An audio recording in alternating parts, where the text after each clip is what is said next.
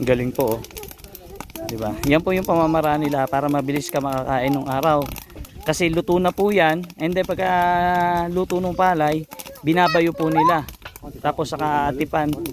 Pwede nang kainin. Oh, diba? Ang galing. Makikita nyo, mapapansin nyo. Nabibitak na po yung ano.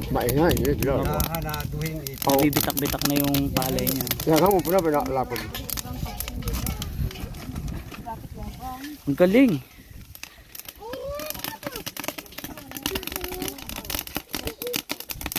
Diba? Tapos po niya, hindi pa tapos yan, babayuhin pa yan Kuya Jimmy, no? Yan yung lumang pamamaraan.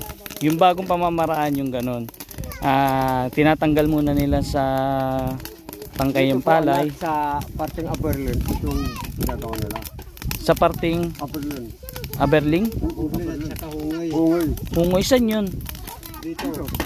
Magkakaibang Tribo. Kami ang tribo namin, Makansi. Makansi. Makansi. Dito, Aberlin. Iba-iba pala kayo ng tribo. Aberlin, Hungoy, Makansi. Doon sa Kalangitan ay Tamahawang. Ay, Tamahawang. Ay Tamahawang, Magway. Ganun. Iba-iba po pala ang tribo. Iba na naman ang salita. Iba rin ang salita. Kapampangan, Ita, Sampal, Magway. Dalawang salita nila. Ang galing ng style nila. Ita kung ganun, marami rin, katutubo rin, pero iba-ibang salita. Pagkatapos yan, tay, alisin. Ano yan, yung, ano yun, no? Ang magaling dyan, si nanay, no? Tama na siguro muna yan, no? Hindi, ubusin na yan. Lahat? Lahat, para marami. Kasya sa atin, no? Ang galing ng pamamaraan nila. Mga kantaho. Mamaya, pag ubos na ito, papakita ko po sa inyo yung itsura ng palay. Kung paano yung nangyari, kung ano yung itsura. Ang galing.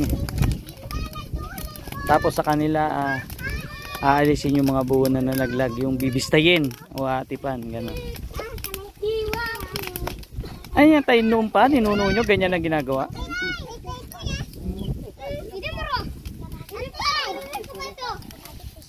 Ang galing, oh.